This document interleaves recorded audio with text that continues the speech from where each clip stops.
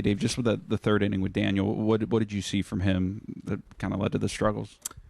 Well, the two free passes, the hit by pitch, the walk, and he had Stanton 1-2, and just couldn't put him away. And then, gets a pop up, and he's one hit away from getting out of it, and leaves a slider arm side to Volpe, and that was the difference in that inning.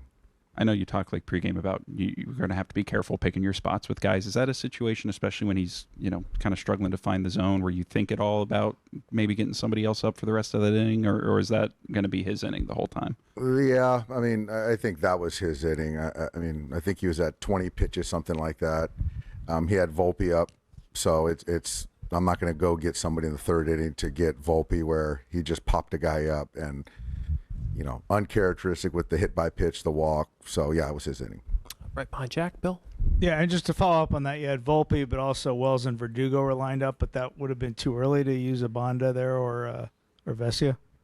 Or you're trying to stay away from them completely today? Well, I mean, it's, I'm not going to use him in the third inning right there.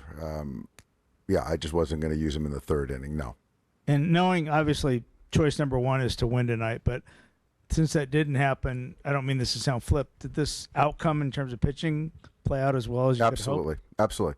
I don't think anyone expected those guys to lay down, and we had some at bats that I thought could have been better, but we knew it was a bullpen game, and as far as outcomes, to have 6 guys in your pen that are feeling good, rested, I feel good about that, and being up 3-1. Yeah. We'll go to Barry in the right, and then Hey, Juan. Doc, just piggybacking off of that, how do you feel about the bullpen for the rest of the series, especially since I think you used more guys last night than you did tonight? Yeah, I feel great. It's about the guys that you have available. Some of those guys they're all rested. So we have guys that can do up down. So where we're at with tomorrow, knowing there's an off day behind that, we're in a great spot with leverage relievers. I'm guessing you must be glad that this is the last time in the playoffs you have to do this. You have actual starters for the next 3 games. Yeah, exactly, absolutely. On your left, Dave, Juan. Dave, after that 5th inning, you guys were only down a run. Like, how challenging is it to kind of balance out whether you want to ride Knack for a couple more innings as opposed to maybe going some leverage guys? It's challenging. I think that you've got to be certain that you can score some runs. There's certainly any guy that we use tonight would have not been able to pitch tomorrow. Landon actually threw the ball very well. And then when they got, I thought his work was done. 4 innings, most he's thrown in quite some time.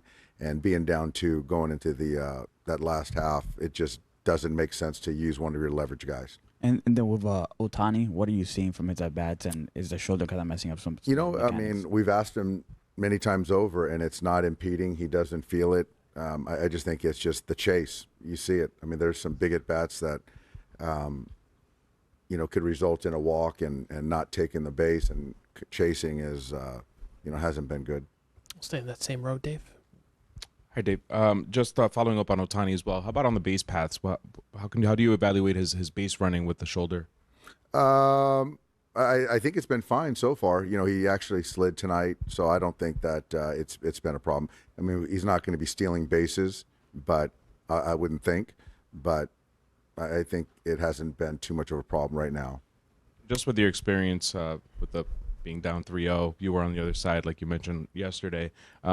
What's the feeling in the clubhouse on your side now? Like, do you guys kind of feel like you maybe lost one? Like, obviously you did lose one, but like let one go today, or? No. I mean, I think that they beat us. Volpe took a good swing. They took advantage of a couple free passes. They tacked on later. I do think that at bat wise, I think we could have done some things to get in their pen a little bit earlier. But again, at the end of the day, we're still in a pretty good spot, and we feel good. We'll be ready to go tomorrow. Jack on your left. Could you see what happened with Mookie on that fly ball in the first inning? And I don't know if you've gone back and watched it since, if you had a reaction to when he went up into the crowd and the fan. No, I thought he had a beat on it, and he was, the fans got in the way, and the umpires got it right. Do two more, Gabe and then Ron.